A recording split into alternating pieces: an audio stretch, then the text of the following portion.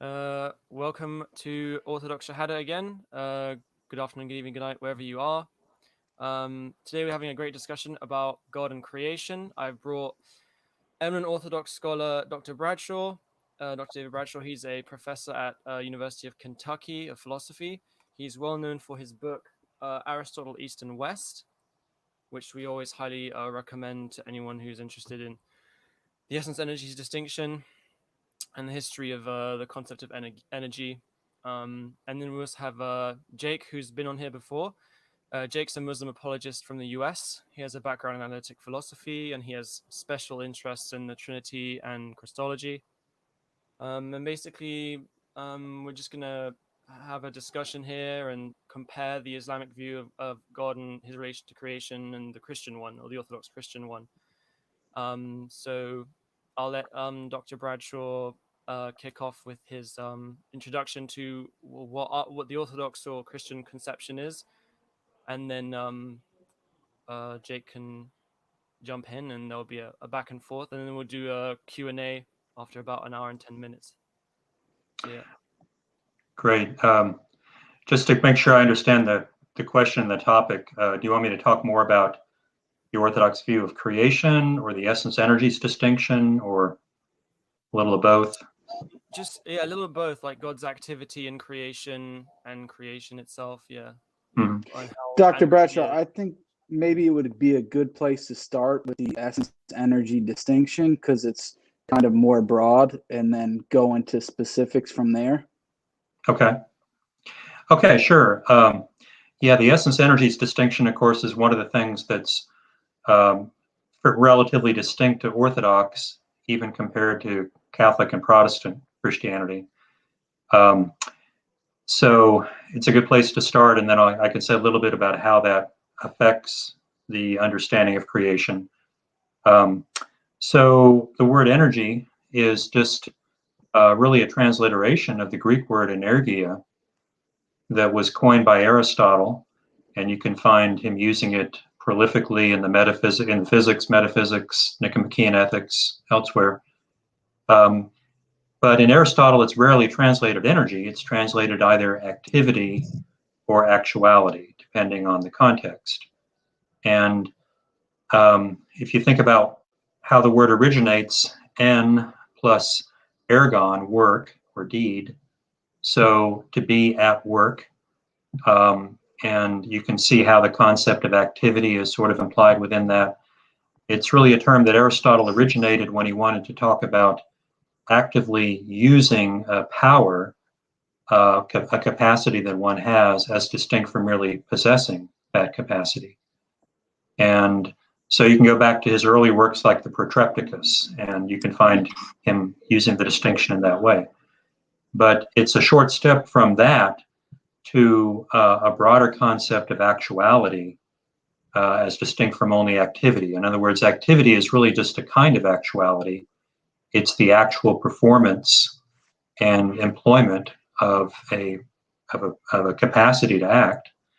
But there can be other kinds of actuality, such as, of course, one that's very important for Aristotle, form. Form is not an activity, but it is a kind of actuality. In other words, the form is what makes the thing be actually what it is. The form of the house, that's a standard example he uses. You may have the bricks and the wood and so forth there, but it's only when they're put together following the form of a house that you actually have a house. So form is actuality, whereas matter is just potentiality. That's a major theme in the metaphysics. So anyway, these are terms that he uses extensively, and one of the key points in Aristotle, I spent a chapter on this in the book, is where he sort of unifies and synthesizes those two different concepts of energia, activity, and actuality in his account of the prime mover in Metaphysics Lambda, where the prime mover is, pure actuality, his essence, or his ousia is energia. That's from Lambda 6. And if you ask, well, what does energia mean there? I think initially it's natural to take it as actuality, because that's in a context where he's he's arguing that the prime mover has no unrealized capacities. All right, so the prime mover is pure actuality in that sense. But as you keep reading in chapter 7 and again chapter 9, he has a lot to say also about what the prime mover does, namely self-thinking thought. You know, that famous account of intellect that thinks itself and is fully identical with its own activity of thought. And so there the energia is activity as well. So in other words, the prime mover is pure energia in both of those senses, actuality, activity, or another way to put that is that the prime mover is sort of fully realized, fully actual, self-subsistent activity, the activity of thinking. So it's a really powerful and metaphysically deep conception of God as a kind of a self-sustaining, self-existing activity of thought that through its activity of thinking enables everything else to be actual to the extent that it is. And that's especially what comes out in chapter 10 in Lambda, where he talks about how the prime mover is the good that everything is seeking. So you have that already in Aristotle, this application of energia to the divine, a kind of divine activity. In Aristotle, it's limited to the activity of self-thinking thought, but nonetheless, that divine activity is, in a sense, you might say, present everywhere and enables everything to be what it is. Because one thing that's important in Aristotle's metaphysics is that form exists most fully and at the highest level of actuality when it is actually cognized by the mind. All right. Prior to that, it's only potentially cognized. So it's sort of at a lower level of existence in a sense. And then when it's actually understood, then it's raised by the mind sort of to that highest level of actuality. And so all form exists in the thought of the prime mover as fully actual. Now, it doesn't exist as distinct forms, form A, form B, form C, because the prime mover thinks it as a single, eternal, simple act of thought. But nonetheless, all form is present there and is at least potentially distinct.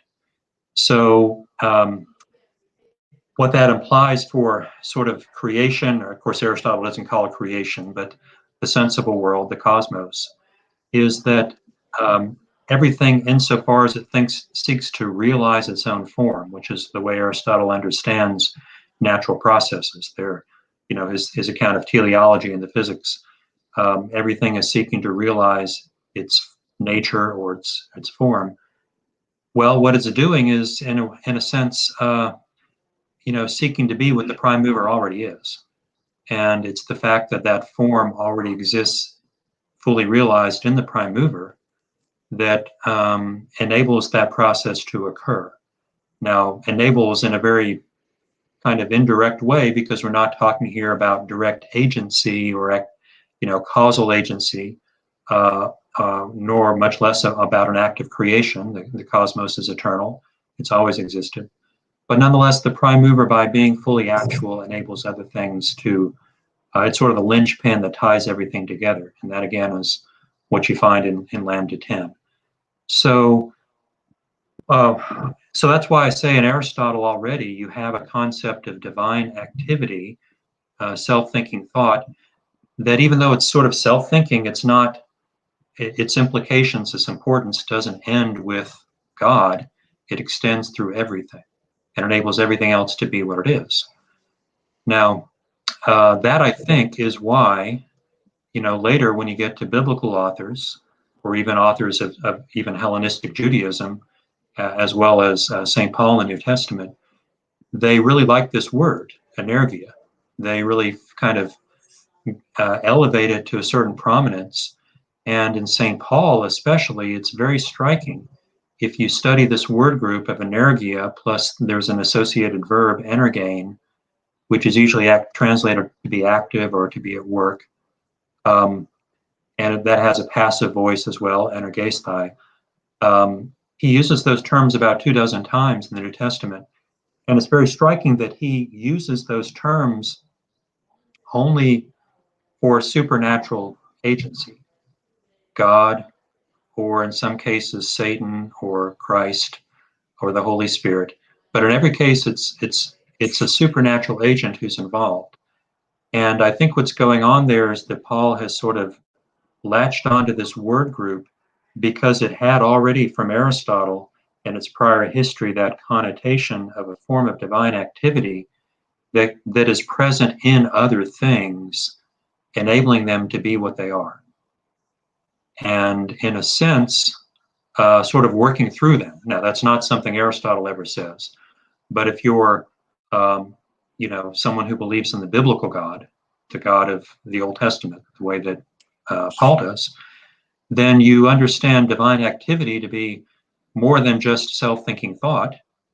All right, it also includes many other things, creation to begin with, and also miraculous acts, interventions in human history, and even prophetic inspiration acting within the human soul to move us, even though we're free agents. Nonetheless, we're sort of open to influence from God. So when Paul uses these words, it's very interesting. You kind of have to read it in the Greek, I think, because most English translations don't convey this very well.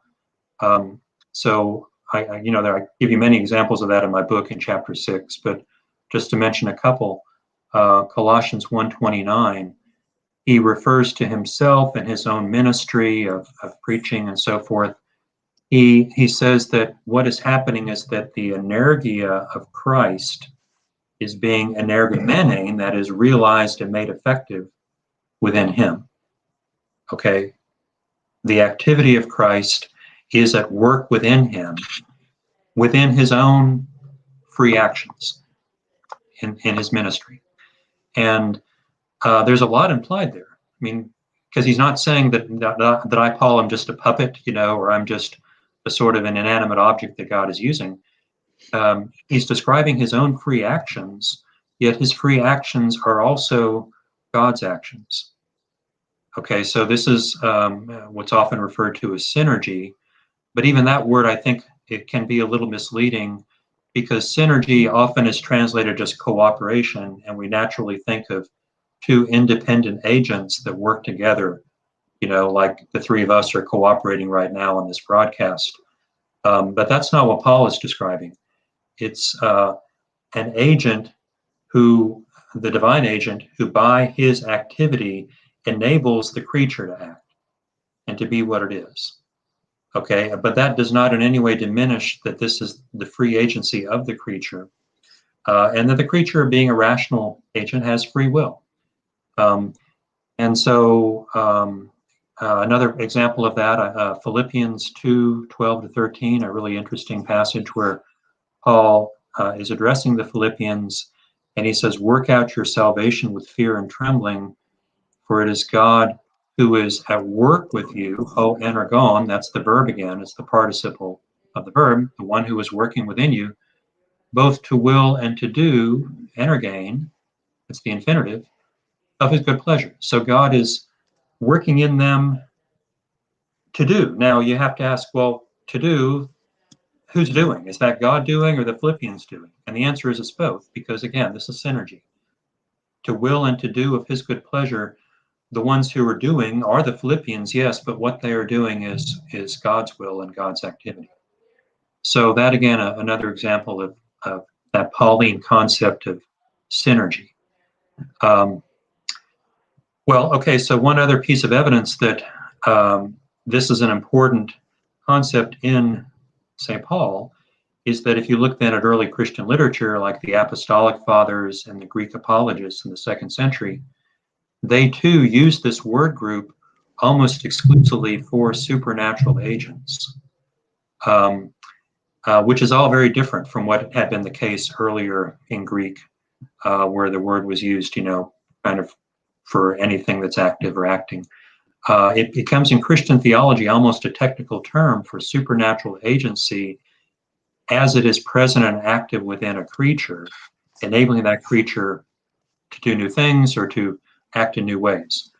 And One example of that would be that I think I put this in the book, the Apostolic Constitutions, has a passage where he's kind of writing in the voice of one of the apostles on the day of Pentecost. And the way he describes those tongues of flame at Pentecost, he says, we were filled with God's energy and we spoke with new tongues. All right. So that the gift of tongues was seen as a form of divine energy that they received at Pentecost. And it's not only divine energy, it can also be demonic or satanic. And in fact, in the Greek apologists, that's probably the most prominent use of the word, because they were so keenly aware of the pagan gods being demons and of demonic activity permeating their culture all around them. And what was done to the pagan temples was demonic. And so they saw those pagan rituals as forms of sort of synergy, you might say, but demonic synergy.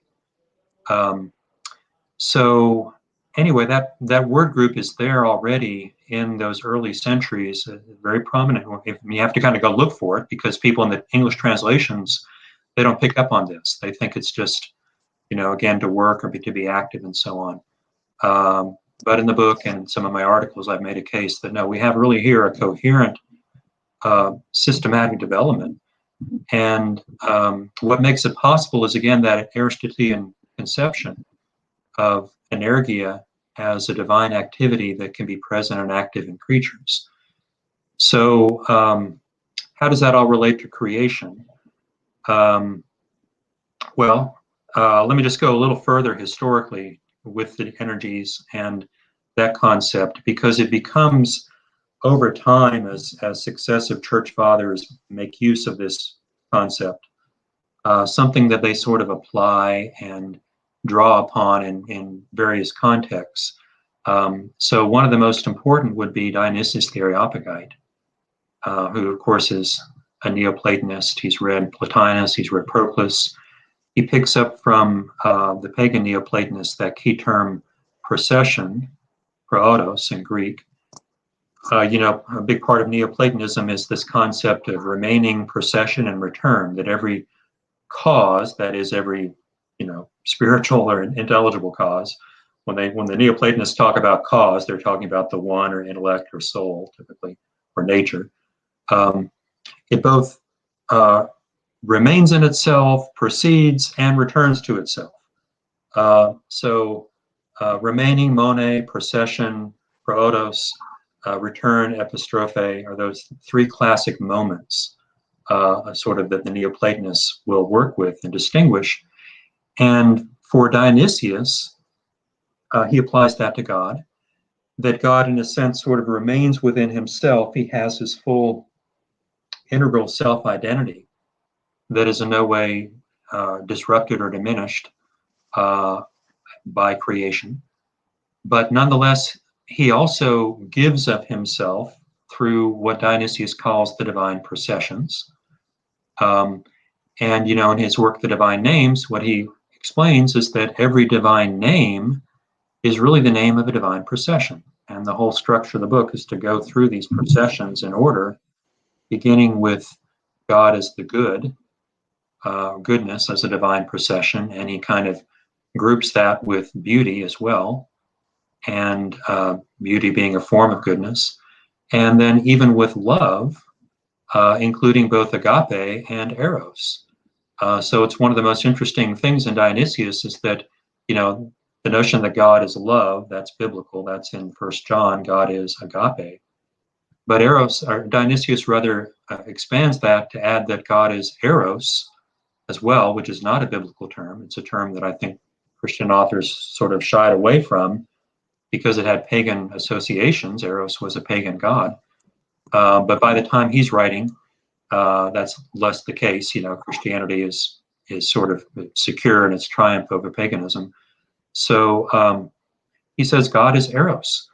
God is good, seeking good for the sake of the good. That's how he defines the divine eros in chapter 4 of the Divine Names. Anyway, so that's all a divine procession, a way in which God gives himself as the good, as the beautiful, as divine love, to creatures.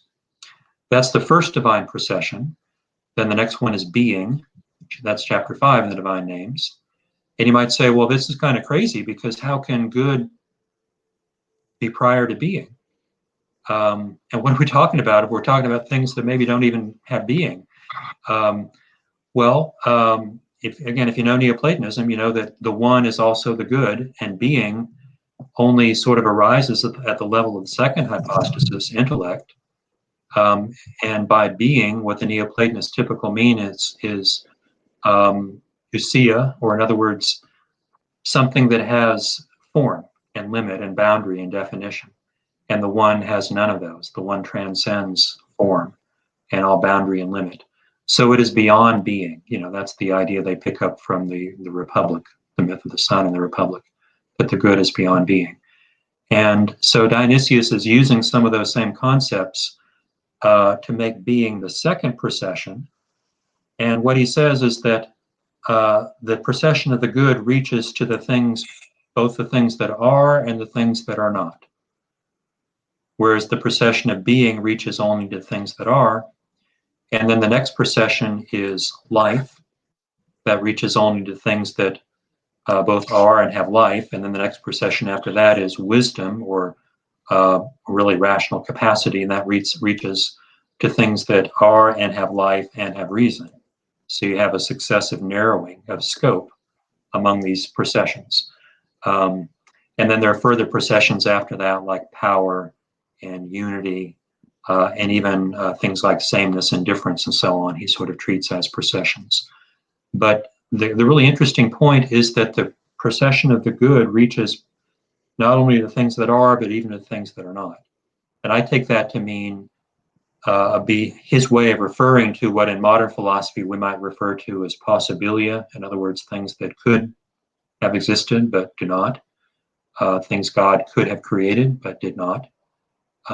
They too are good. In other words, that anything God could make would be good, because God is the good, and there can be nothing evil coming from God. And of course, later, or in chapter 4, actually, of the Divine Names, Dionysius elaborates and develops the whole privation theory of evil, kind of to go with that. So anyway, that's a kind of an implicit theory of creation, in a sense, that God is the good and can produce many, many things, probably an infinite range of things, and from among them, only to some does he impart being. Okay, and so that's where the divine procession of being comes into play. And among those, to some he imparts life, and to some even smaller set, he imparts also reason and so forth. And of course, these are not successive acts. What he's describing here is rather the different forms of divine activity that are present in different ways among creatures. So he thinks of creation as this, at least one way that he thinks of it, I guess, is sort of this relationship in which God is always actively present, shaping creatures as what they are through these different forms of divine activity: goodness, beauty, being, life, wisdom, and so on. And the ways he's present in each creature are unique ultimately to that creature. But nonetheless, we can sort of group them under these main headings.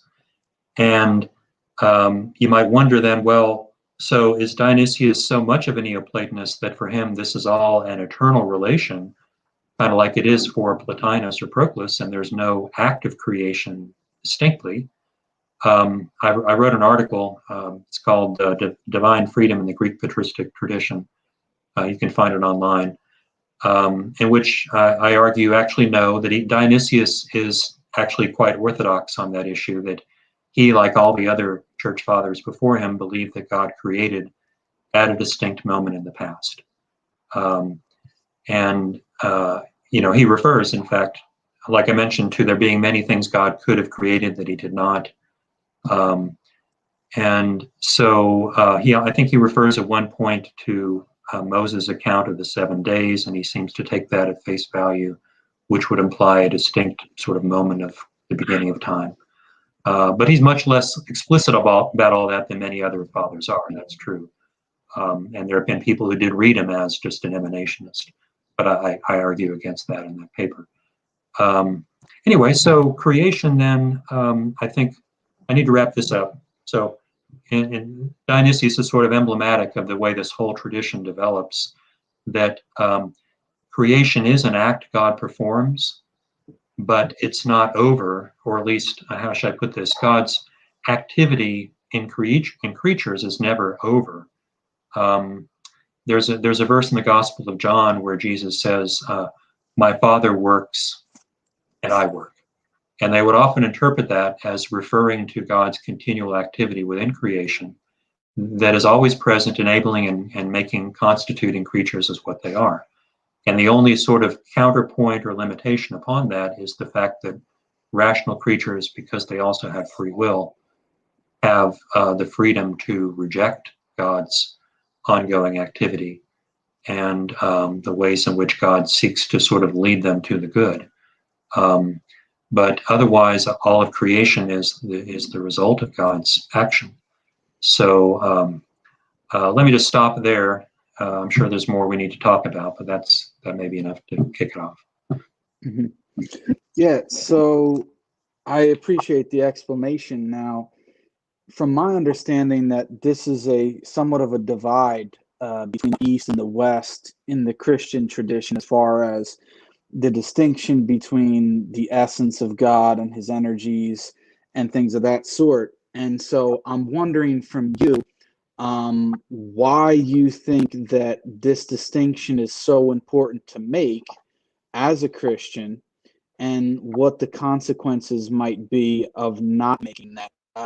In my understanding, it would seem to be problematic for God's freedom and God to be personal if you weren't able to make that distinction properly. And do you see that as the two fundamental problems with it? Mm-hmm. Yeah, I do. I mean, I hate to. A lot of people didn't like my book, as you may know, because they saw it as bashing Aquinas and Western Christian theology in general. And you always want to respect people's intent and what they're trying to say, maybe as opposed to what they actually do say. Clearly, I mean, the Western Christian tradition has a strong commitment to divine freedom and to God being a personal reality. I don't think anyone questions that. The issue is always, is your philosophical theology sufficient to really capture what you want to say about God? Or is it going to import philosophical premises and maybe implications that you really don't want to be there? You never intended, but there they are, because that's the nature of philosophy. Once you adopt a position, it has consequences that will follow logically. So that is kind of what I think happened in a lot of Western Christian theology, that because they did not have this distinction, they end up identifying the divine essence with God's will and activity. And that's actually already there in Augustine. Augustine in the Confessions, I think there are 3 separate passages where he identifies God's essence and will. And, he infers from that such things, for instance, that because God's essence is eternal and necessary, therefore his will is eternal and necessary. Well, that's huge. And it's also very problematic. How can it be then that God chooses to create, and that he chooses what to create, and that he could have created things differently? And it's, I think it's no accident. Now, I mean, I don't want to put words in Augustine's mouth. He's a great church father, but okay, I'm not the only person to have noticed this. If you look at his early work, De Libero Arbitrio, book 3, chapter 5, there's a really interesting discussion there where he essentially argues that God must, of the necessity of his own nature, his own goodness, his own lack of jealousy in relation to creatures, create all that he can. And we can know this, a priori. We can sort of, by investigating the divine reasons, the divine rationes that are present to our mind, we can know what God created even independently of any kind of empirical investigation, such as the angels. He thinks, we can know God must have made angels because it's just that was the rational and good thing to do, and therefore he must have done it. So I think that sort of goes hand in hand with this Augustinian understanding of divine simplicity, where God's essence and will are just different names for the same reality. And then, God's activity, that's not quite explicit in Augustine, but actually it is in Boethius, another early Latin author. He says that God's essence and his operatio, his operation or activity, are the same. So you have that, in these foundational authors of the Western Christian tradition. And, what I argue in the book is that it really is a problem. And you can see Aquinas kind of wrestling with this problem, and in my opinion, not successfully. But at least he recognizes there's a problem here, that this is really an issue for that whole way of thinking. And the essence energies distinction just kind of circumvents that whole issue, because no, we're not identifying God's essence with his will or his activity. That's the whole point, is to say that they're distinct.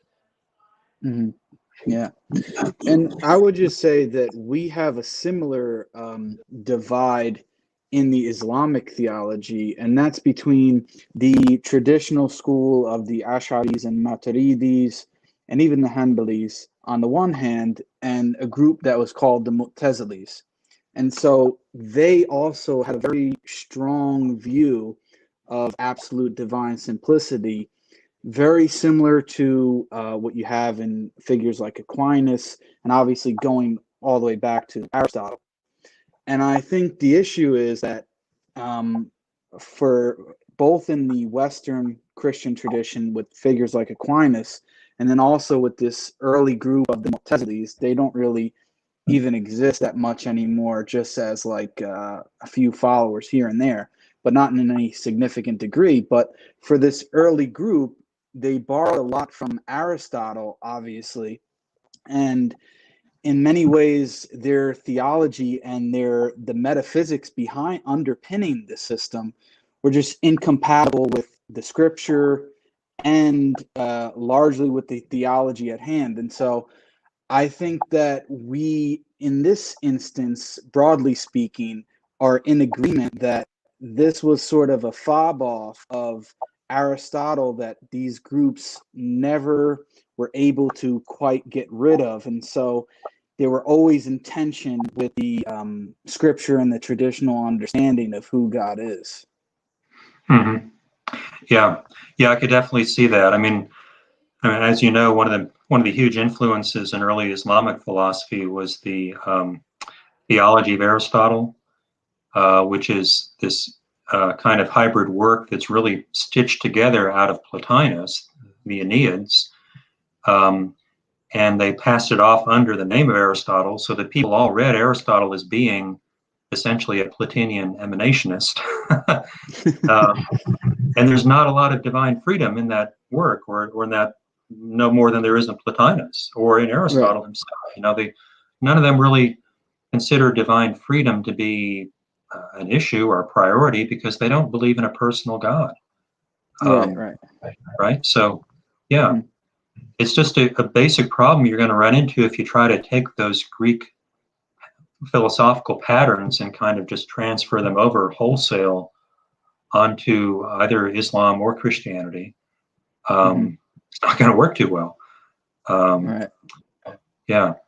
So, I know Ghazali was he an Asherite himself, or just? Yes. He was. Yeah. Okay. Yeah.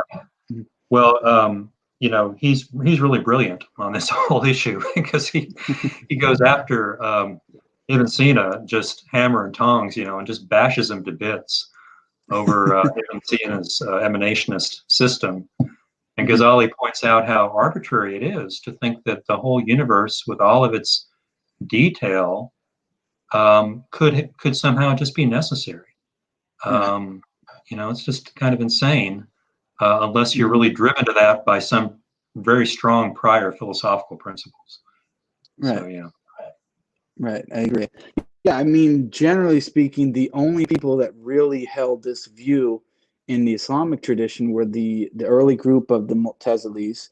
Some of the philosophers, like you mentioned, like Ibn Sina, Ibn Rushd. These are generally the only figures that really held this view, and they were largely condemned for sort of mixing, ancient Greek thought in figures like Aristotle and even Neoplatonism for doing that. It just seems to be totally at odds with the idea of a God that's free and personal. And I just don't see any way around it. It's almost hard for me to imagine how some of these figures that were, brilliant minds couldn't see how difficult it was to mash these two ideas together. But it's nevertheless, it's really interesting how they thought they could make it work in some sense. Mm-hmm. Mm-hmm. Yeah. Well, so if you don't mind, let me ask you if you have any thoughts about the essence energies distinction as to, I mean, clearly there's a lot of agreement here about divine Mm-hmm. freedom. Mm-hmm. So far as I'm aware, and I've only read more of the early Islamic philosophy, Ibn Sina, Ghazali, Mm-hmm. Ibn Rushd. I don't know of anything in them that would kind of correspond to this essence energies distinction. Yeah, I mean, part of the problem, as you know, Dr. Bradshaw, even with your book, deals a lot with the language and translating things from the Greek to the Latin and whole issues with East and West. So it's even more difficult to try to do it when trying to compare the Eastern tradition in Christianity with Arabic. And so a lot of it is not so easy to always match things up because generally speaking, you won't really find terms like energy or a correlate for that.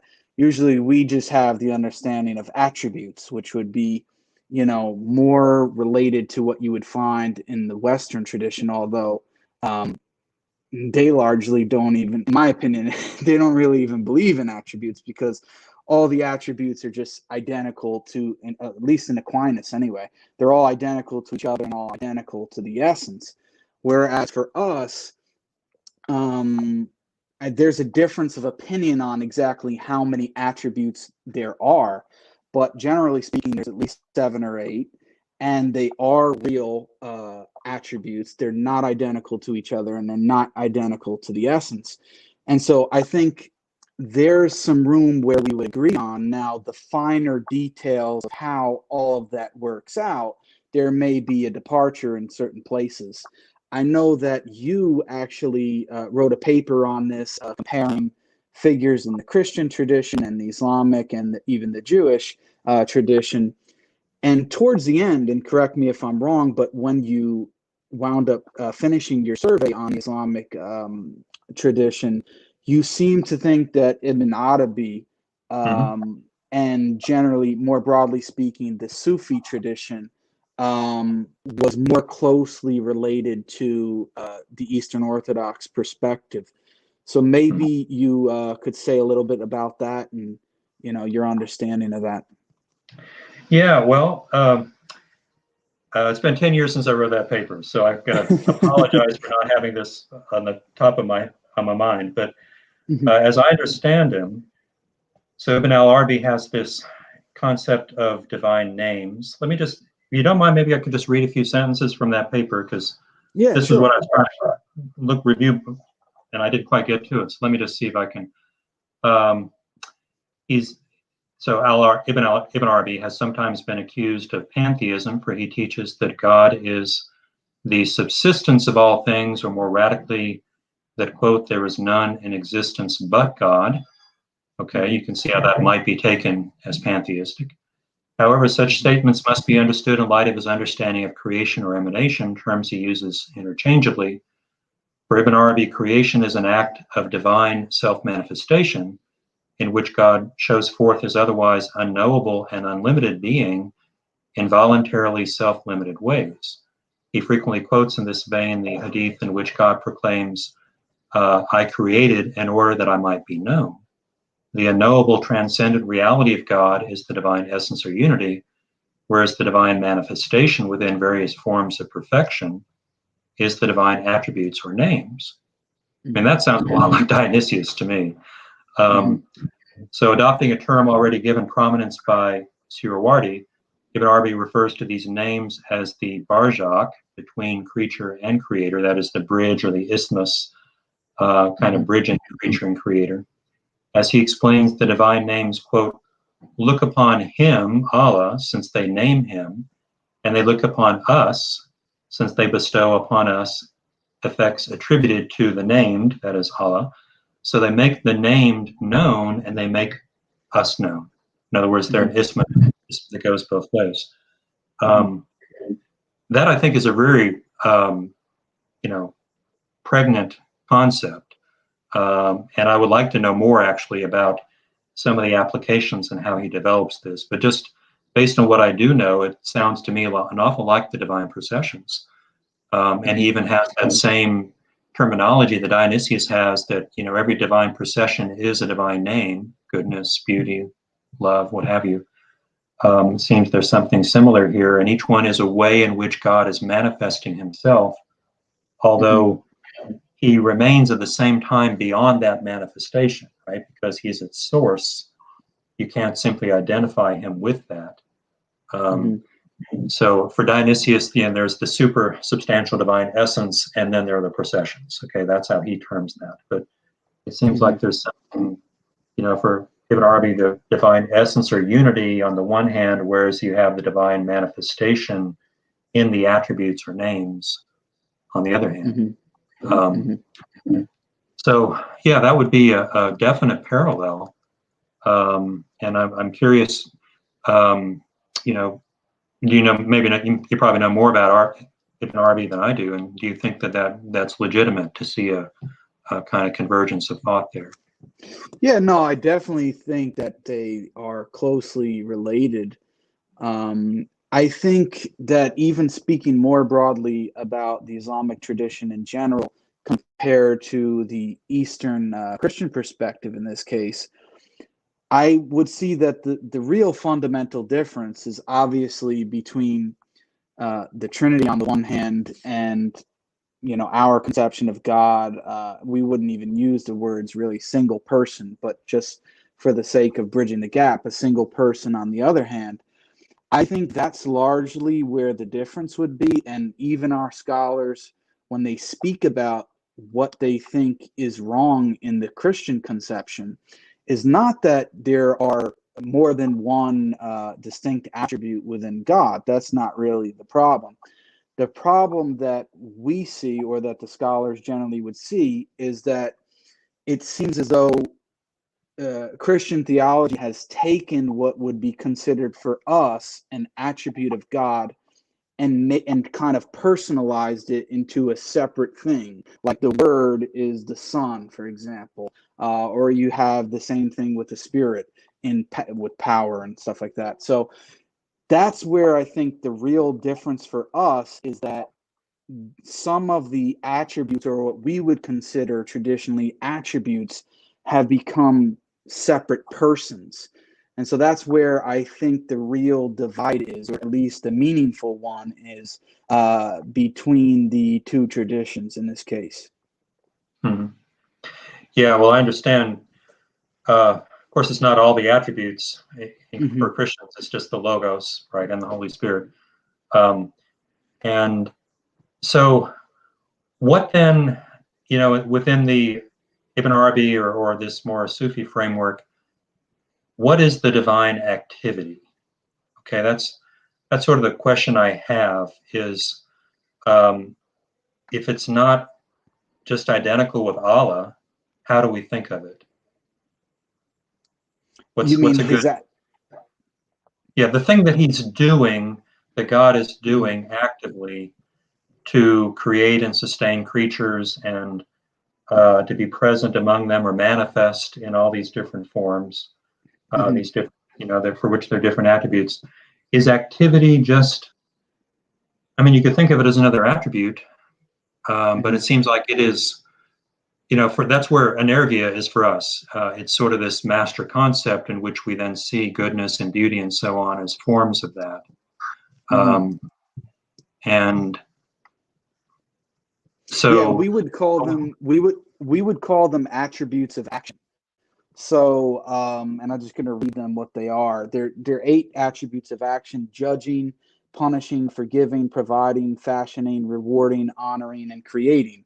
So we would see these as, in our terminology, attributes of action by which we come to know God and who God is, because we would share the same idea or similar idea with the Eastern Christian tradition, in the sense that God's essence is ultimately unknowable.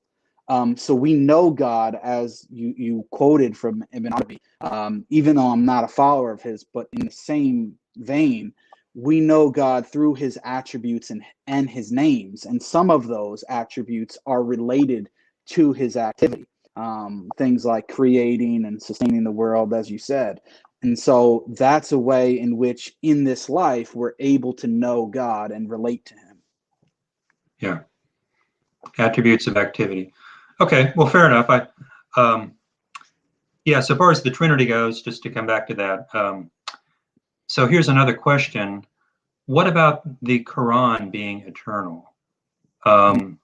Isn't that, I know it's not a person, obviously, but isn't that something, sort of God's word, that's eternally existing from him, even prior, independently of creation? You said independently of God? Independently of creation. Oh, okay. You want to say something? Yeah, sorry, I just wanted to interject and say, with the attributes of action, just to throw this into the mix, my understanding from my reading of the Ash'ari sources is that even those attributes of action are all eternal, including creating and judging and all these ones. That's been my understanding from my reading. So I just want that. I think that might be a point of difference as well. And then I know Kai is in the comments asking about Casp, which we can go on to later, but which is a separate idea of like God creating the actions of creatures and things like that. But I just wanted to throw those in just as concepts, which we can talk about, as well as the Quran and etc. Yeah, actually, for people like Juwaini and Ghazali, who were some of the most prominent Ash'ari scholars, they actually wouldn't say that. They would say that God's attributes of actions are temporal; they're not eternal. But there is actually a difference of opinion on it. So, for example, in the Maturidi tradition, which is very closely related to the Ash'aris, there's only a few substantive differences. They would say that these attributes of action are eternal. So there is difference of opinion on that, and you can take it either way. So I don't know if that helps answer your question, Lewis. Yeah, because I've been reading the attributes of action as the takween. That was what I'd been reading as, and that was an attribute that's eternal. Or for the Ash'ari, they don't think that; they think something else. So yeah, I just wanted to throw that in. I actually have a good book here that I would recommend if you guys. It's called the Differences Between the Ash'aris and Maturidis.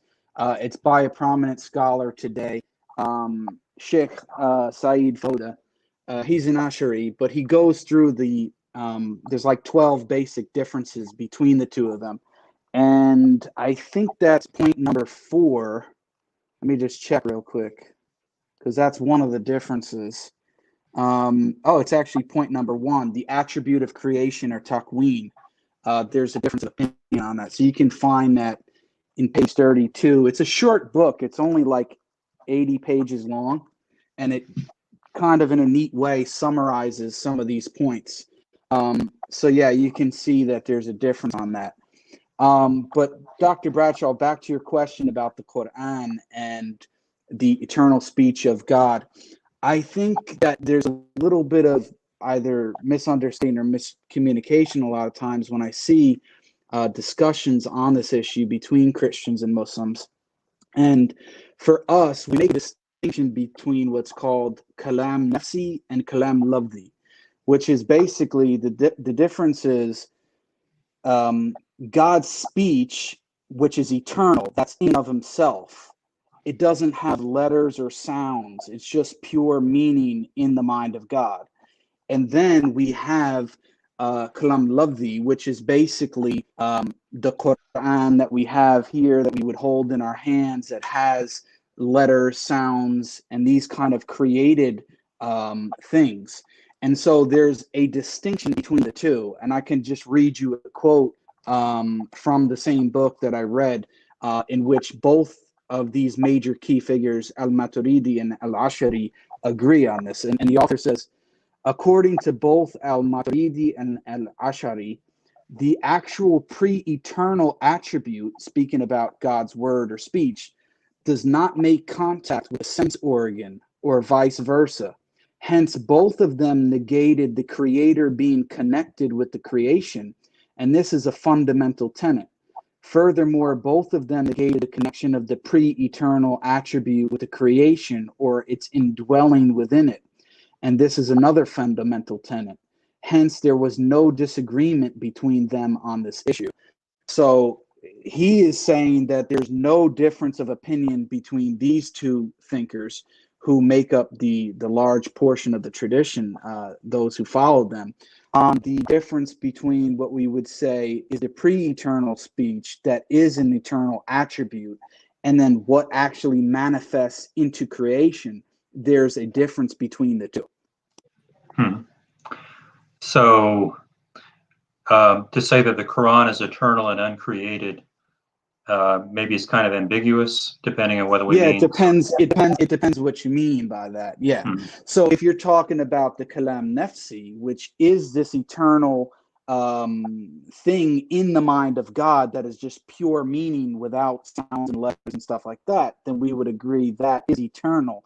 But then how it's kind of manifests into creation in the form of letters and sounds, we would say that that is created in some sense. Yeah. Well, anyway, it does sound like then there is a sort of a concept of the eternal word of God. And, even though it's sort of implicit and not articulated distinctly in different sounds or words or what have you. So that's part of the way, toward the Christian view, obviously not the whole way. Now, for what it's worth, my opinion is, well, there's not a philosophical proof of the Trinity. Some people have attempted that. And Bo did in our last debate. Did you? Okay. Well, maybe I should read what Bo's version is before I speak too quickly. Yeah. But he gave an ontological proof. Ultimately, I don't think it was successful, and we talked about it. Maybe we'll have a round 2 discussion on that.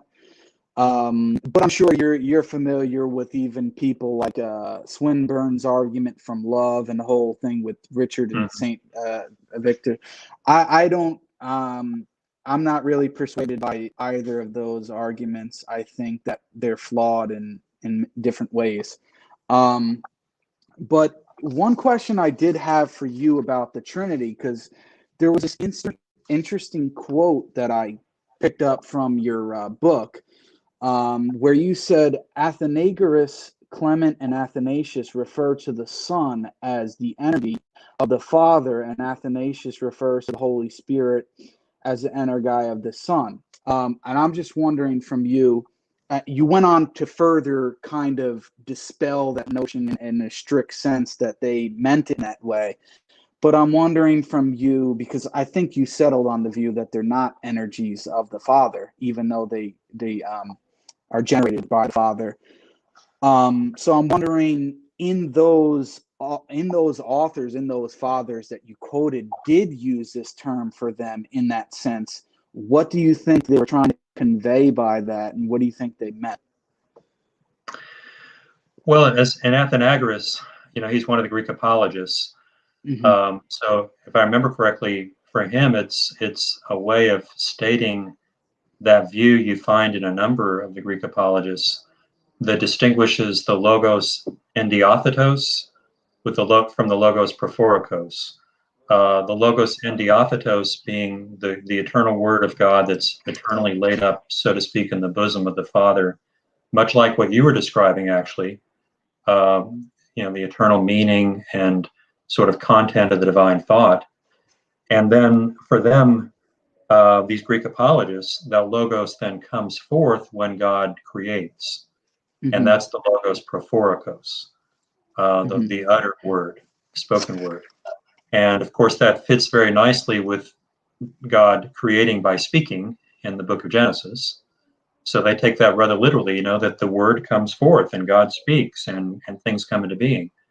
And so you can see how in that kind of a view, that logos prophorikos, that uttered word, would be a kind of energia, an activity of the Father, something the Father does, performs, and a work he performs, that is also something real and actual. And so it would be one way of kind of using these terms. It ultimately was not it didn't become the standard Orthodox way because it seems to then diminish the reality and distinction of the Son from the Father. And that was really the issue, not only with that term, but even with that general distinction of logos endiathetos, logos prophorikos, tying that to the act of creation was something generally not done, at least after Nicaea. Now, for what it's worth, though, there is a really interesting passage in Maximus the Confessor, in the Ambigua, where the way he puts it is in terms of successive thickenings of the logos. So he uses a little bit more neutral terminology in a way when he talks about thickening, but he says that the first thickening of the logos is when God creates, because that's when the logos is uttered and calls things into being. And that's just the first one, though. The second thickening is when God gives commandments to Moses. The law is a thickening of the logos because now God's intent for creation has been articulated into a set of distinct commandments to live by. And then the incarnation, when the word becomes man, is the final thickening of the logos, a kind of successive, concentration and thickening again, just more and more focused and fully present, you might say, at each stage. At any rate, so that's sort of the survival of that idea from the Greek apologists and a later thinker. But yeah, and the same thing with the Holy Spirit being the energia of the Son.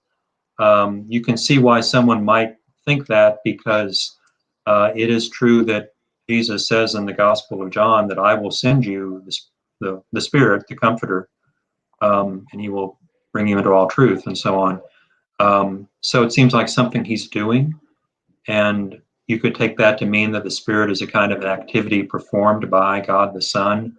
But again, that would kind of diminish his separate, distinct reality. And so that's where the other terms like hypostasis, of course, become very important to clarify that. Now, can I just ask you about the divine procession, since we're on that subject?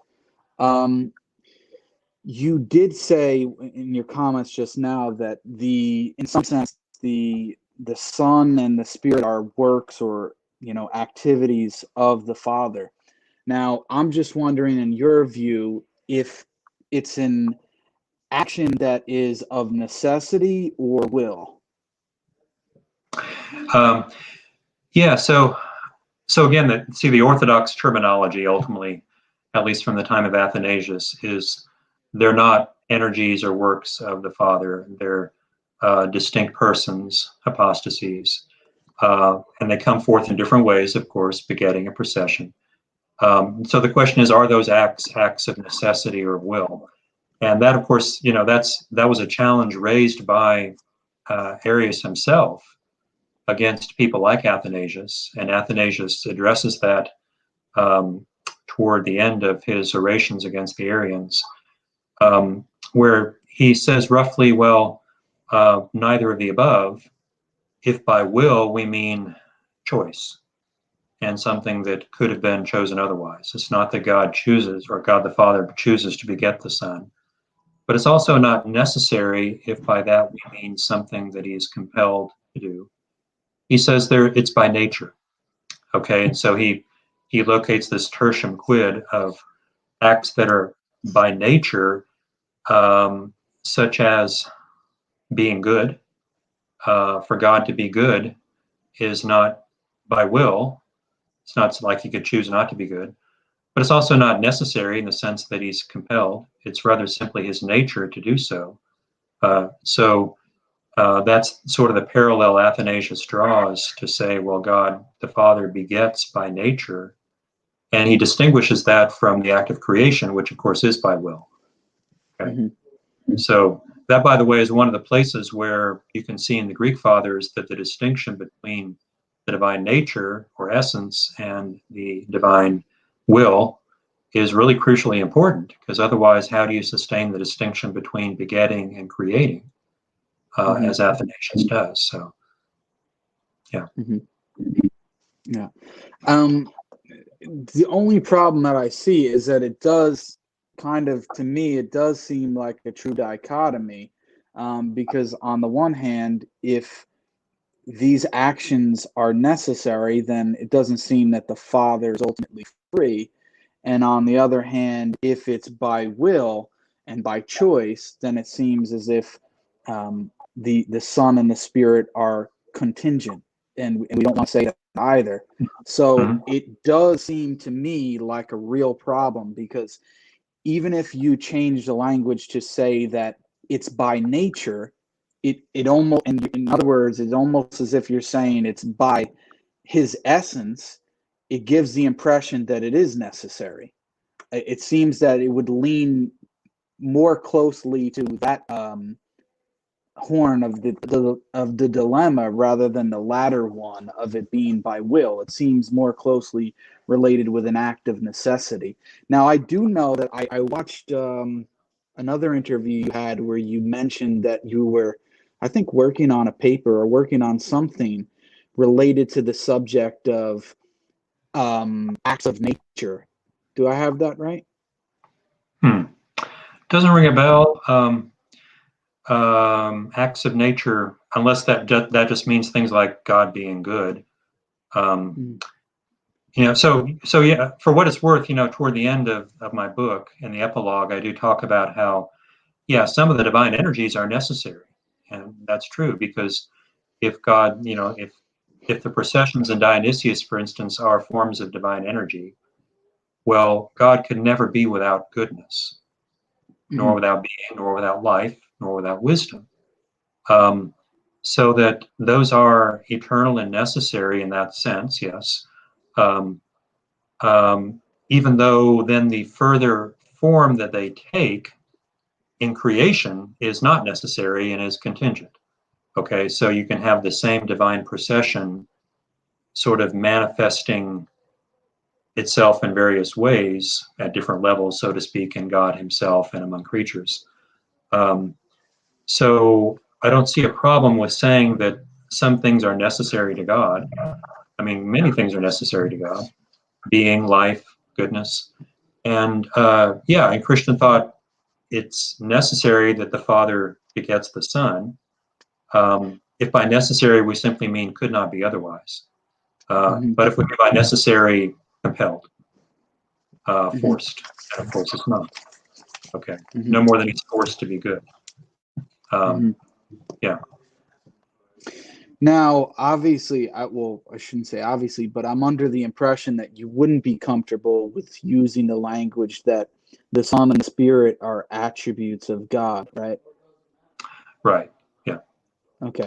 So, because I've seen on this channel and I've seen in other sort of Christian polemics of trying to use the Islamic framework of how we speak about attributes and make that somehow analogous to the persons in the Trinity. And I don't really think it's analogous, because we use the word attribute and you guys don't. And I think we mean two different things two different things when you talk about the distinctness of the Son and the Spirit as persons than as we do with the attribute. And as I just explained, like when you compare God's knowledge or God's word in terms of the Quran as pure meaning, I think it's obviously different than a distinct word like the Son. I think we're talking about two different things. And so I just want us to be wary of that comparison. Yeah. Yeah, I agree. They're not persons. I mean, as I understand what you're saying, the only comparison I think we could draw is the one that I was mentioning earlier about how it seems like there is a concept of the eternal word. Yeah, definitely. Yeah. So, I mean, for me at least, given that I don't really, my belief in the Trinity doesn't rest on a philosophical argument. So for me, it's a matter of, frankly, a great surprise that the Word became flesh and dwelt among us. No philosopher had ever conceived of that, you know. Even Philo of Alexandria, you know, who does have a lot to say about the divine logos, and it's very interesting how much he anticipates Christian thought about the divine logos. He never conceives the logos becoming flesh and becoming a man. And it's only when he does so, you know, in the Gospels that then, and we see him speaking to the Father, praying to the Father, that then that's what gives rise to the distinction or the concept that these are in fact distinct persons. So really, that's to me the watershed moment. Yeah. So you would say it's a matter of revelation, obviously, rather than, you know, philosophical reflection or some kind of independent argument to get you there. I appreciate that. But I am wondering, because you did talk about Plotinus and the whole Neoplatonism, there seems to be, at least from my perspective, striking similarities between Plotinus's conception of the one and the intellect and the soul with the Trinity. And I don't think there's a one-for-one correspondence, but I think if we were going to make any comparison to the Trinity, it would be more similar to that than some of the things that we hear of, like related to the ancient Greek gods and you know, how some people try to make that comparison. I don't think that's fair at all. But I do think it is somewhat related, because it almost seems as if the Father is somewhat synonymous to the One, in that he doesn't become incarnate. And I've heard even some Eastern Orthodox go as far to say that he couldn't become incarnate. And that's something unique to the Son. And then the Spirit is even kind of more intimately related. So what do you make of that comparison? Well, it's a striking fact that there were plenty of triadic schemes in Greek philosophy in those early centuries AD. I mean, even before Plotinus, in the Middle Platonists, they'd often distinguish sort of the highest God, and then the subordinate God, who is the demiurge, and then, for instance, in Alcinous, I think then the third God is the world soul. And in my book, in chapter, chapter 3, where I talk about Numenius and Alcinous, you know, I describe those schemes that they have. But all those schemes are subordinationist. In other words, there's a distinct ranking and priority. And you can see when Christians, the way I read that history is what happens is that Christians fundamentally have the Gospels, right? And the epistles of the rest of the New Testament. That's the basis of revelation. And then the work of theology is trying to figure out what this all means and how do we phrase it sort of in somewhat a creedal form, something kind of a formula that will summarize what's implied here. And that effort takes centuries, because the early forms of Trinitarian thought largely are subordinationist. You know, I mentioned the Greek apologists and their way of understanding the logos and diothetos and prophorikos. That makes the distinct existence of the Word as a separate person something that hinges upon the act of creation. and that's why it was ultimately rejected as not really adequate to maintain or safeguard that distinct identity. But it was a plausible attempt, and Arianism, I would view that way as well. It was a plausible attempt to talk about, to understand who is God the Word. For Arius, he was a creature, the first of all creatures through whom God created everything else. But again, that's not adequate to make him fully God, and that was really Athanasius's point. It's the Christian understanding of salvation and how salvation works. It requires that Christ is fully God. And so that was the fundamental argument that Athanasius made against Arius. And from that point, people realized that none of these subordinationist schemes are going to work for Christian theology, and they have to be equal to God. And that's, of course, what the Nicene Creed affirms. And so that's really where orthodoxy kind of crystallizes into creedal form. Right. But that's not to Now, deny that those triadic schemes, they were out there and they probably had some influence. Sure. Right.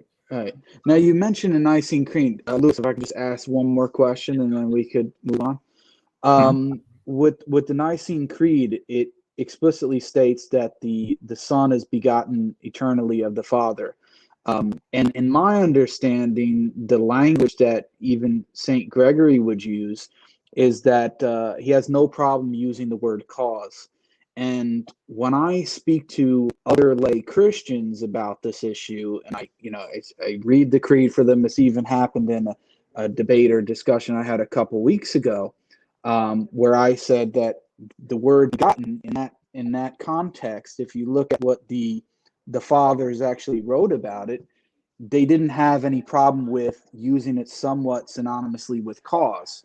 And it seems as though a lot of lay Christians have a problem with that language of cause. So I just would like to know from you if I'm interpreting that properly, and why they shouldn't actually be worried about using the word cause as long as we understand it as eternal and it's not a creation. They don't mean cause in terms of creation, but they do use the word cause. So I'm just wondering if my interpretation of the creed and the fathers is correct, and what do you think they actually meant by cause, and why should we not think that that's problematic? Yeah. Well, so the concept, we translate cause, aition or aitia. You've got those two Greek terms that both come out of a legal context, where the aitia is sort of the explanatory account of why someone committed this crime, how this crime happened. And the aition is the actual agent who committed the crime, or at least they're accusing of committing the crime.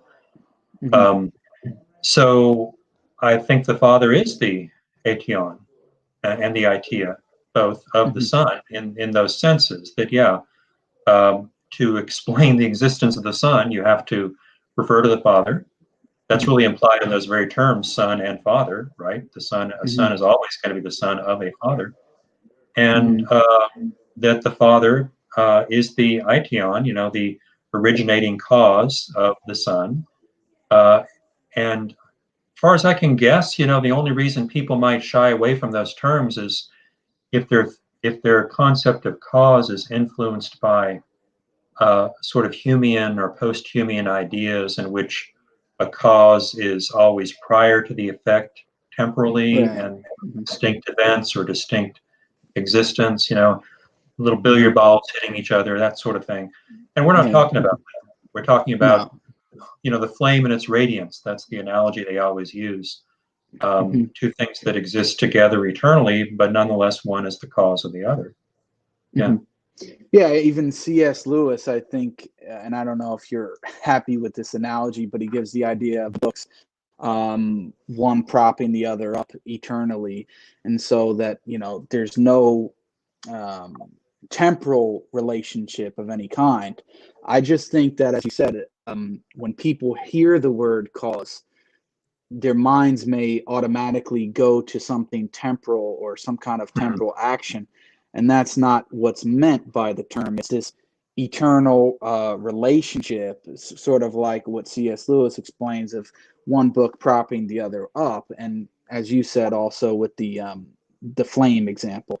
So okay, I just wanted to clear that up because I wanted to make sure that I wasn't misrepresenting, and I didn't try to give the impression like in the other previous discussion like this was a gotcha moment of any sort, because I know that, you know, whether they use the word cause or not, they certainly did not imagine something temporal. It was an eternal thing.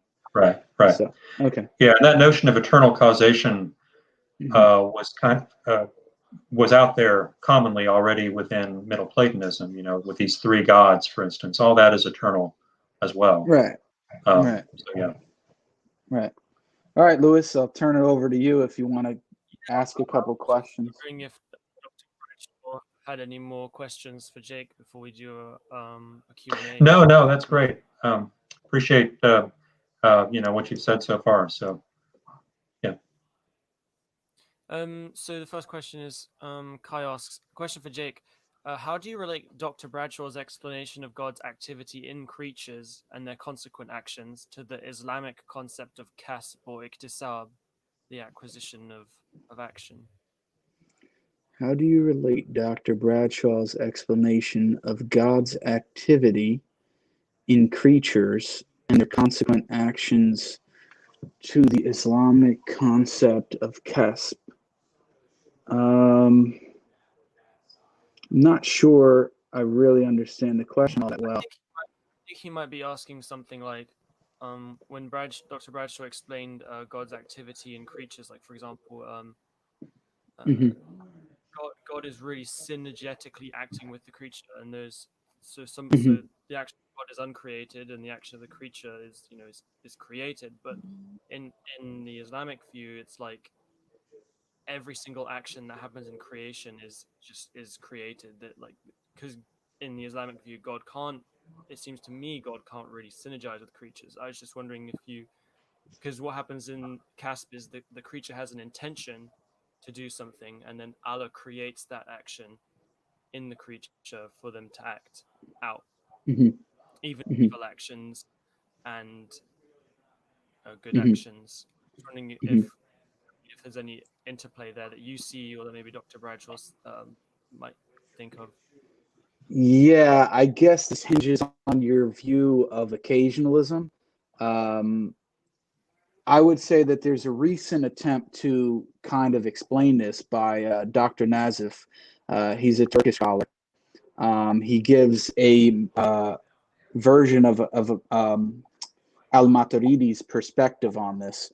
And I think it kind of comes down to whether or not you think a human's intention is a thing, and whether or not that's created by God, because it kind of just pushes the step back a step further. So I don't know, it would be a little bit difficult for me to answer that because I don't think I have all that of a settled view per se on the issue of exactly how to think about it, because as I'm sure Kai might know, there's difference of opinion on this. I mean, you had figures like Ibn Rushd who believed that men had their own actions in time. And so they were able to, whether or not he uses the word create is another thing, but they were able to have effects in the real world. So I think it's open to take that position if one likes. I would just say I don't really have a settled view on that specific issue at the moment, but I do lean more towards the Maturidi perspective, and I would just refer you to Dr. Nazif's paper where he tried to kind of sketch out an explanation of how it works. It's a bit complicated to explain in like 2 minutes. Could I just ask, is that Nazif Mutaroglu? Yes, yes. Okay, yeah. He was a grad student in our program. Oh, nice. I was on his dissertation committee back in the day, and yeah, he's a great proponent of occasionalism, as I'm sure you know. He's done a lot of really nice work on that subject. Right. Yeah, he has a whole website out there I forget the name of it, but it's all about occasionalism. So Yeah. yeah, it'd be interesting to get him to dig into the subject himself a little bit. Hmm. A fine person. I mean, I really enjoyed knowing him while he was here. Oh wow, yeah, I never knew that you guys had a relationship. That's cool. Yeah, he gave me a big annotated copy of the Quran too. So Oh, he's that's trying to nice. set me straight. So I always appreciate that. This is a question I'm not from Muhammad Hanif. I'm not exactly sure. The first he asked, "What determines?" It seems to me, what determines the energies that God has? Wouldn't he be in some way ontologically dependent on reason? And then wouldn't God be dependent? I wonder if this has to do with the pluralization of energies Hmm. logically Yeah, prior to. That's how I'm reading that. So yeah. I Hanif, you think got to do a better job typing, buddy. You got it. You got a lot of errors in it. no But problem. yeah. I get the point. I mean, yeah. So if there were anything that determined God to have certain energies, then that would be right. That there be something prior to God. Um, but it's simply Himself. It's His own nature. And again, if you think of the energies that are necessary to God, they're goodness, being, life, wisdom, power, unity, holiness, etc. And so I think it's a similar issue with those eternal attributes that Jake was talking about with Allah. That there too, it's not something external is acting upon God to make him have these attributes. He just does. That's who he is. That's his nature. And that's true for these energies. The thing that maybe is different or that might be confusing is that there are also other energies that are contingent. Okay, and the concept of energy is sort of this big umbrella concept that can include some that are contingent, some that are necessary. And the Greek fathers just really weren't troubled by that. To them, it really wasn't an issue because they always understood that I think some things about God are true necessarily, and many others are true only contingently. Mm-hmm. Right. So you wouldn't be comfortable with saying that God is a composite or made of parts or anything like that, right? Oh Yeah, so no. we would agree because I think I would say that even essential attributes are not parts of God in the sense that typically we think of parts as things that are able to be separated. And essential attributes aren't that sort of thing that could be separated and exist independently of God. And so I think arguments for absolute divine simplicity kind of have a smuggled in concept of what it means to be parts that I guess both of us would just reject. Mm-hmm. Yeah. Yeah, that whole concept, I mean, God doesn't have parts. I think that's something pretty much everyone who thinks about it seriously is going to draw that conclusion, because then you've got the question, well, what put the parts together? Right. Right. So, Right. unless you're maybe a hardline athari or anthropomorphist. Well, yeah, if you want to go that route, I mean, yeah, but I would defend. I think, to be honest with you, the traditional Athari position. The difference between the Asharis and the Atharis is that it's just a number of how many attributes you want to say there are. So typically, the Asharis, especially the later ones, would reduce what we would call the anthropomorphic attributes to the rational attributes. So they would take something like God's hands and say, well, there's not this like physical thing that is God's hand. It's something akin to power, and it's just another way of God stating that.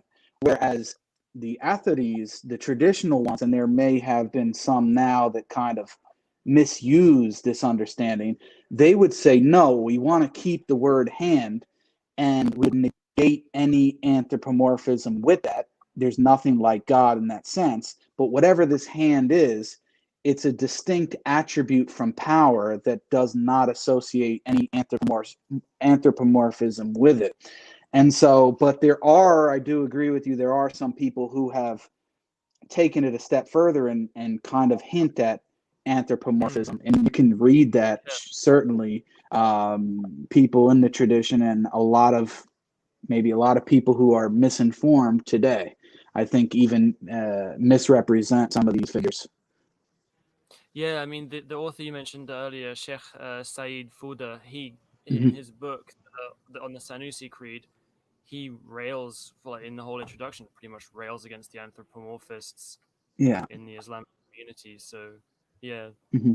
So here's a question. We've got like 5 minutes left. This is from Kieran. He says, question, Dr. Bradshaw, what's your thoughts for the philosophical argument that a many enhanced being the argument of one and many? Do you think Islam could account for the one and the many?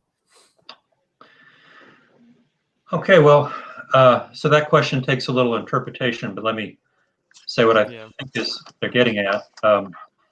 So the old question in Greek philosophy is, if the ultimate first principle is one and simply one and has no parts, purely simple, how can there be many things? How could that one ever give rise to many?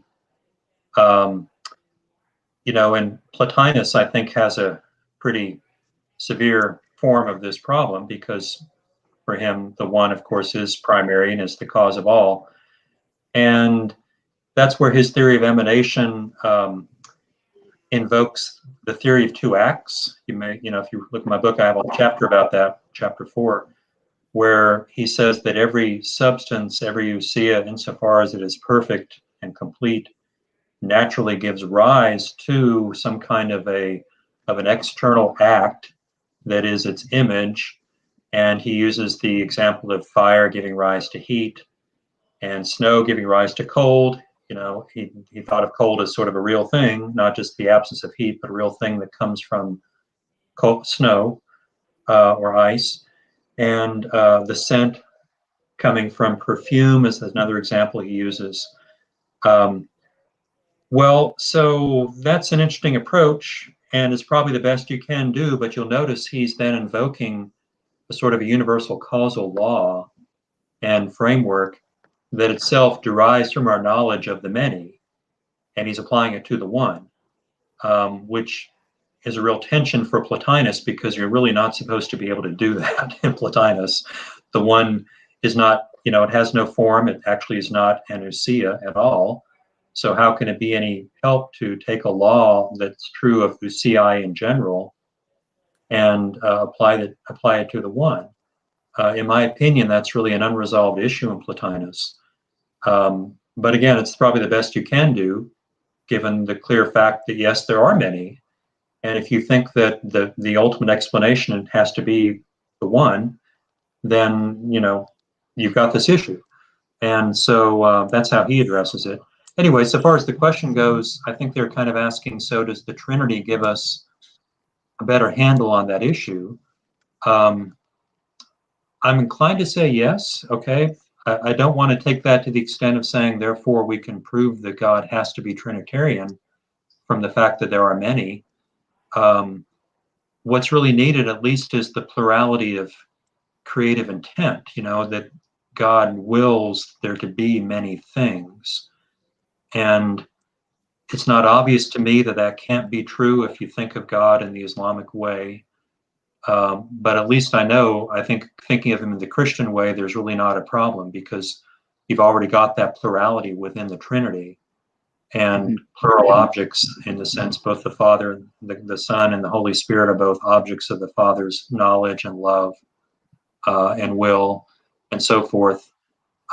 So that's already true eternally. And then God's creation is, the other thing that's true in the Trinity that's very important is that love is there eternally, and that intertrinitarian love.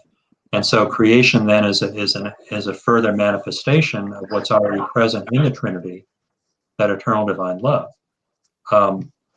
Now, Jake, you may want to comment here. My understanding of Islamic thought is you can't really speak of there being that kind of love. And so creation, even if it's true that, so creation occurs out of the spontaneity of divine will, all right? And there's nothing inhibiting God from creating many creatures. Still, it's hard to see that what is sort of the element of continuity between the creative act and what God is antecedently to that. In other words, it's hard to see how creation is sort of just a further exemplification of what he already is and what he eternally, relates to internally, so to speak. Just curious. I mean, that's where I would go with that question. I wonder if you have any thoughts. Well, there's a couple different threads. As far as the one and the many, I think, as you explained before about Imam Ghazali, I think he does a good job of explaining just that by the fact that we do see different things in creation. We can explain that, I think anyway, just as easily.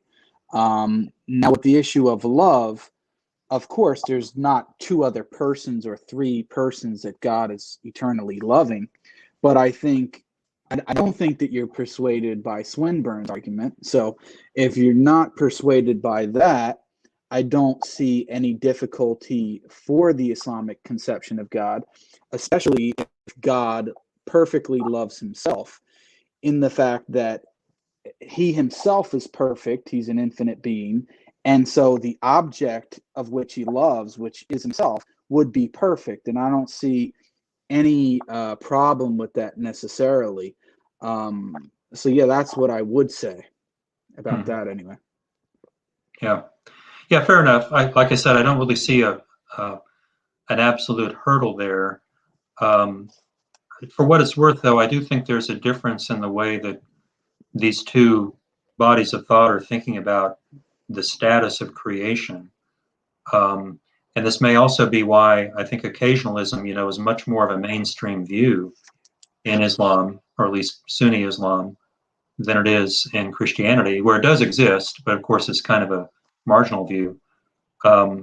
Because in Christianity, like I said, there's a certain continuity between the act of creation and what God is antecedently, in which it's just sort of the natural thing for God to do, given that he is love. And he already sort of delights in the knowledge, you might say, of the other. Okay, that's a key issue, or a key way to kind of approach that, is that in Trinitarian thought, goodness necessarily takes the form of love and delight in the separate reality of another. And therefore, the act of creation, even though it's not necessary, is fully natural and kind of an extension of what God already is. And it seems like for Islam that's not true. And so there's more of a kind of a radical break in which creation is simply something wholly other and dependent. And I don't want to, it's not arbitrary, okay, but I would wonder, well, then what reason God has to create? If there's not already that antecedent relation to the other that's part of an eternal aspect of the divine being. I think there's a problem, or there's a different question that each religion has to answer. On the Christian side, since you already have these three persons existing in a sort of perfect relationship, the question is, why would God even need to create to begin with? And so I think that's the question. That's a question on the Christian side. The difficulty on the Muslim side would be, well, with this idea of love and certain other attributes, it seems a little bit less fleshed out on the Muslim conception, and so there almost seems like a need to create almost. And so I think those are where we kind of diverge, and I wouldn't say so much problems, but we have two different questions to answer as to, it seems more difficult to answer why the Christian God would need to create, and it makes more sense why the Islamic God would. But then you have this other issue that you have to consider about some of God's attributes and how they make sense eternally on the Islamic conception. So I don't think that it really is a defining blow either way. I just think it's two different questions that each person has to answer. But I do want to comment actually what you said about occasionalism, because I think some people may have the wrong impression, although I do agree that the majority position amongst the Sunnis is occasionalism. But there's a famous Ash'ari scholar named Imam Razi, and he explains this issue. He says, I'm just going to quote, he says, "As for what is known by inference from proof to be his religion, such as whether God knows by virtue of his attribute or knowledge, or rather by virtue of his entity, or whether or not he may be seen in the next life, or whether or not he creates the actions of his servants, we do not know by incontestably numerous chains of transmission, or what we would call tawatur, that any of these alternatives has been affirmed by the Prophet, peace be upon him, instead of the other. For each the truth of one and falsity of the other is known only through inference, so neither denial nor affirmation of it can enter into actual faith, and hence cannot entail unbelief, or what we would call kufr, or disbelief." So what he's saying is, whether or not you take the occasionalist view or otherwise, it's not a definitive matter of the faith. You don't, leave Islam if you reject that understanding. Although some people may present it that way even in the tradition, but this is a giant scholar of the tradition that is clearly disagreeing with that. So I would say the same thing. I don't think it's a matter of disbelief. I'm sure you're right about that. But just to keep on with this just for another minute, you don't really want to say that God needs to create, right? No, I wasn't saying that, but I was just saying that given the Islamic conception of God and the lack of plurality of persons, that's the question that would be put to the Muslim thinker. The Christian or a skeptic would say, well, it almost seems like God needs to create. Now, obviously, we would resist that, but I'm saying that's the type of questioning that someone would ask. And on the flip side, I would ask, like I would say, Dr. Bradshaw, well, since they have this perfect relationship in eternity, there seems like less of a reason for God to create.